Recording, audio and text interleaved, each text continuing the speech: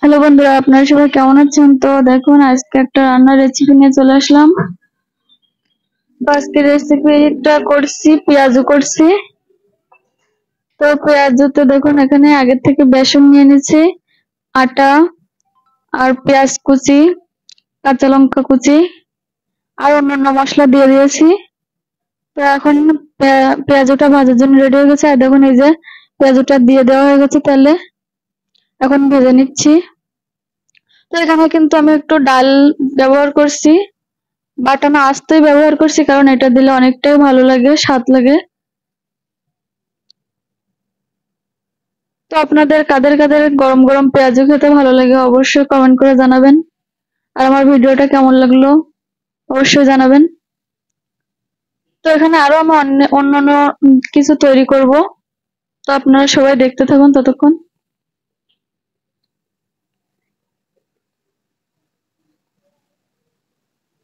তো ঘরের পেঁয়াজুটা কিন্তু খেতে খুবই স্বাস্থ্যকর হয়। আর বাইরের যে পেঁয়াজুগুলো তৈরি হয় বা অন্যান্য খাবার তৈরি হয়, এগুলো কিন্তু খেতে উম, ভালো হয় না। কারণ গরমের দিনে বাইরের খাবারটা ঘরে যতটা ভালো হয়, বাইরেরটা অতটা ভালো হয় না, কারণ তেলগুলো উম, ভালো হয় না, তেলটা খুবই থাকে, কারণ এরা অন্যান্য বিভিন্ন তেল ব্যবহার করে থাকে, এজন্য আর কি ভালো হয় না।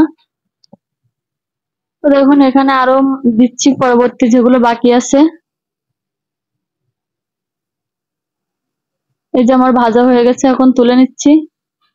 দেখুন পেঁয়াজটা কত সুন্দর হয়েছে, মজমজে হয়েছে, খেতেও ভালো লাগে। এটা আপনারা বাসায় বানাবেন, ভালো লাগবে খেতে। তো দেখুন পরবর্তী আরো দিয়ে দিচ্ছি।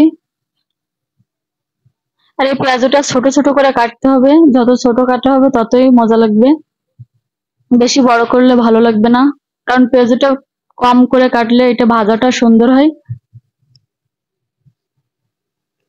আর বড় করে কাটলে কিন্তু ভাজাটা ভিতরে কাঁচা কাঁচা থেকে যায়।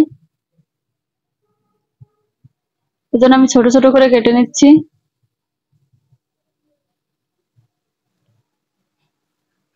তো এখানে তেলের পরিমাণটা কম, কারণ আমি বাসায় বানিয়ে খাচ্ছি, এজন্য আপনারা বেশি করে দেবেন যদি বেশি লোকে খান, বেশি বেশি তেল দিয়ে ভাজবেন।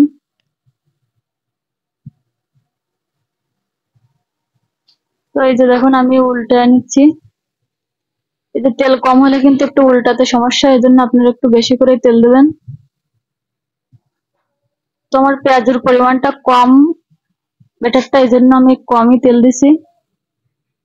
এই যে দেখুন পেঁয়াজটা কত সুন্দর হয়েছে, আপনারা দেখলেই বুঝতে পারবেন।